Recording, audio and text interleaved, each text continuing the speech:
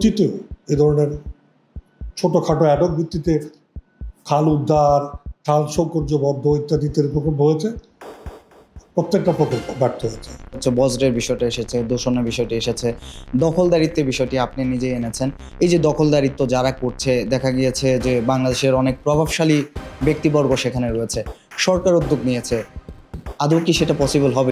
যেই ধারা এখন চলছে আমি সেই ধারায় খুব বেশি ফলপ্রসূ হবে বলে বিশ্বাস করি না। মামলায় রাজুক সুপ্রিম কোর্ট পর্যন্ত হেরেছে। পুরো ঢাকা শহরকে যদি আপনাকে একটি নৌ পথের একটি পরিকল্পনা করতে বলা হয়, সেই ক্ষেত্রে আপনার পরিকল্পনা কি? সকলের বিরুদ্ধে মামলা করে ঝুলিয়ে দেওয়ার যদি শক্তিশালী ক্ষমতায়ন করা যায়, সারা বাংলাদেশে খাল নদী সুরক্ষিত করা সম্ভব। পূর্ববর্তী সরকারের সঙ্গে কাজ করেছেন, বর্তমান সরকারের সঙ্গে কাজ খুব সম্ভবত করছেন। খাল খনন কর্মসূচি বর্তমান সরকার উদ্যোগ নিয়েছে, কতটা সফল হবে বলে মনে করছেন? খাল খনন কর্মসূচি গত 40 বছরের প্রকল্প, কিন্তু আমরা যতগুলো খাল উদ্ধার করে কার্যক্রম সমাপ্ত করা গেছে তার অভিজ্ঞতায় বলাই যায় সমন্বিত একটি পরিকল্পনা ছাড়া এই উদ্যোগগুলো কখনো সাফল্যের মুখ দেখে না। অতীতে যতগুলো সমন্বিত প্রকল্প বা উদ্যোগ ছাড়া কার্যক্রম গ্রহণ করা হয়েছে বা প্রকল্প গ্রহণ করা হয়েছে, প্রত্যেকটা অপচয়ের মধ্যে দিয়ে শেষ হয়েছে। ওয়াসা তো এরকম অজস্র প্রকল্প করেছে, সিটি কর্পোরেশনও করেছে।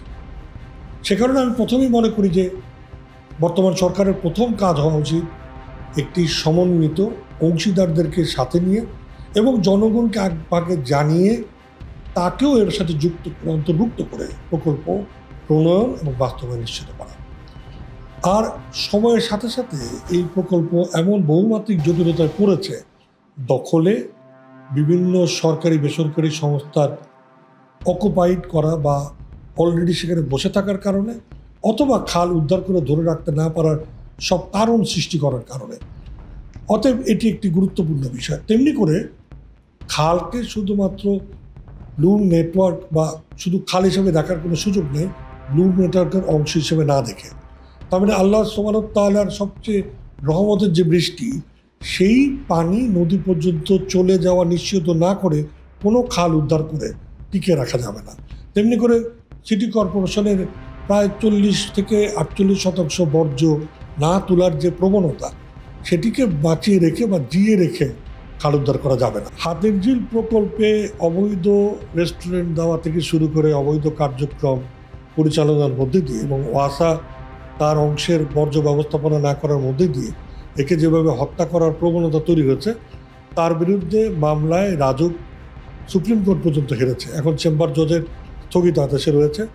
ইতিমধ্যেই বর্তমান নতুন চেয়ারম্যান এবং তার মাধ্যমে গণপূর্ত মন্ত্রণালয় অঙ্গীকার করেছেন তারা সেখান থেকে ফেরত যাবেন, রেস্টুরেন্ট সরিয়ে অসম্পূর্ণ কাজগুলো সেরে একটি গুরুত্বপূর্ণ অংশীদারিত্বের ওএনএম বা অপারেশন অ্যান্ড মেনটেন্যান্সের মাধ্যমে এটি তত্ত্বাবধান নিশ্চিত করবেন।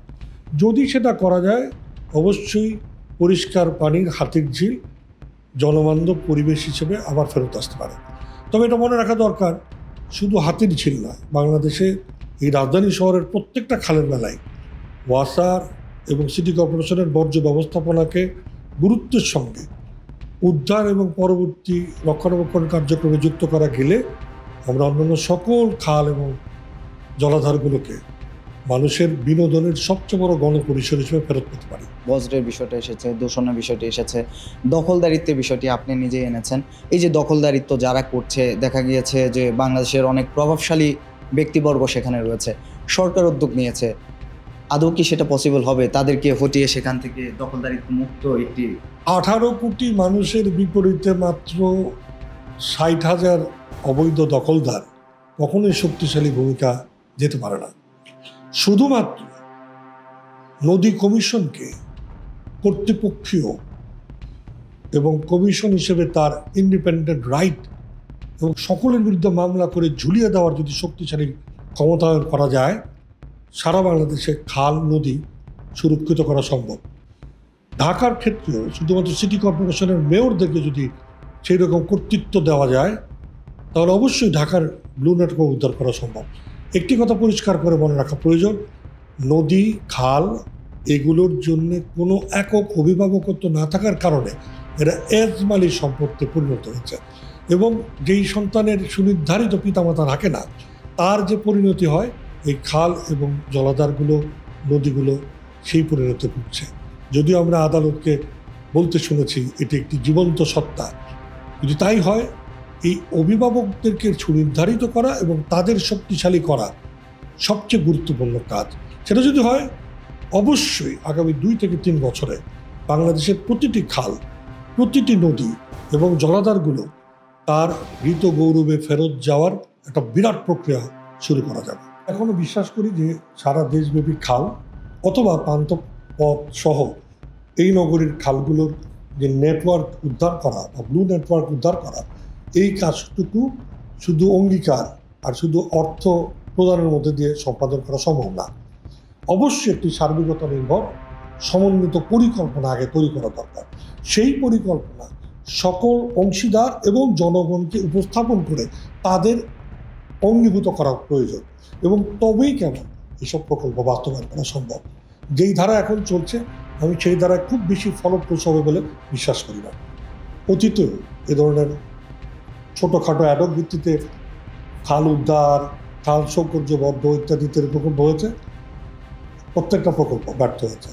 আমি বিশ্বাস করি নতুন সরকার, নতুন প্রধানমন্ত্রী তাদের প্রতিশ্রুত কাজটি একটি সমন্বিত কর্মধারায় অংশীদারদেরকে এই কাজে অন্তর্ভুক্ত করে জনগণকে সেই পরিকল্পনা অনুযায়ী তাকেও এর সাথে সংযোজিত করে একটি বাস্তবায়নমুখী পরিকল্পনার সাপেক্ষেই কাজগুলো করবেন। যদি সেটা হয় অবশ্যই এটি কোনো জটিল কাজ না, বরং এটি এই নগরীর সবচেয়ে আকাঙ্ক্ষিত কার্যক্রম। পুরো ঢাকা শহরকে যদি আপনাকে একটি নৌ পথের একটি পরিকল্পনা করতে বলা হয়, সেই ক্ষেত্রে আপনার পরিকল্পনা কি থাকবে? আমরা চাইলেই বাড়িধারা থেকে ধানমন্ডি অথবা বনানী কবরস্থান থেকে ধানমন্ডি পর্যন্ত একটি নৌপথ যোগাযোগের মাল্টি মডালিটি ঢাকা তৈরি করতে পারে। একই রকম সম্ভাবনা রয়েছে কল্যাণপুর খালগুলোকে ঘিরে, একই রকম সম্ভাবনা রয়েছে পুরনো ঢাকার ধলাই খালকে পুনরুদ্ধারের মধ্যে দিয়ে। গন্তব্যের মাধ্যমে আমরা সেই মধ্যের সংযোগ বা গ্যাপটাকে কানেক্ট করলে আমরা শহরের অভ্যন্তরের এটি যেমনি করে উদ্ধার করতে পারি, কিন্তু অন্য অন্য খালগুলোর নেটওয়ার্ক উদ্ধার করার মধ্যে দিয়ে আমরা এই সম্ভাবনাকে বাস্তবায়ন করতে পারি। ঢাকা নগরীর জলাবদ্ধতা, ঢাকা নগরীর জলজট সম্পূর্ণ নিরসনের জন্য এর থেকে বড় প্রকৃতি দত্ত আর কোনো সমাধান আমাদের কাছে নাই। স্বল্প খরচে এই সব প্রকল্পের মধ্যে দিয়ে জলজট এবং যানজট থেকে যেমনি করে মুক্তি পাওয়া যাবে, তেমনি করে ঢাকার আদি চরিত্র যে অনেক অসংখ্য খালের এই শহর তার ঐতিহ্য ফিরে আসবে। নতুন সরকার, নতুন প্রধানমন্ত্রী তাদের প্রতিশ্রুত কাজটি একটি সমন্বিত কর্মধারায় অংশীদারদেরকে এই কাজে অন্তর্ভুক্ত করে জনগণকে সেই পরিকল্পনা অনুযায়ী তাকেও এর সাথে সংযোজিত করে একটি বাস্তবায়নমুখী পরিকল্পনার সাপেক্ষেই কাজগুলো করবেন। যদি সেটা হয় অবশ্যই এটি কোনো জটিল কাজ না, বরং এটি এই নগরীর সবচেয়ে আকাঙ্ক্ষিত কার্যক্রম। সার্বিকভাবে প্রায় 54টি খালকে এক্ষুনি নথিবদ্ধ করে তাকে উদ্ধারের মাধ্যমে একটি ব্লু নেটওয়ার্ক তৈরি করা এবং একই সঙ্গে ঢাকার চারপাশের যে নদীটা রয়েছে তাকে যথাযথ ড্রেজিংয়ের সাথে সাথে যে স্টেশনগুলো তৈরি হবে তার সাথে মাল্টি মডাল যোগাযোগ ব্যবস্থা সুনিশ্চিত করে নৌ নির্ভর একটি নেটওয়ার্ক বা আরেকটি মডালিটি, চলাচল মডালিটি ঢাকায় যুক্ত করার বিরাট সম্ভাবনাকে আগামী 3 থেকে 4 বছরে কার্যকর করার সমন্বিত পরিকল্পনা তৈরি এবং বাস্তবায়ন, এই স্বপ্ন এখনও বাংলাদেশের এই রাজধানী শহরের সকল অধিবাসীর সাথে সাথে আমাদেরও মাথায় রয়েছে।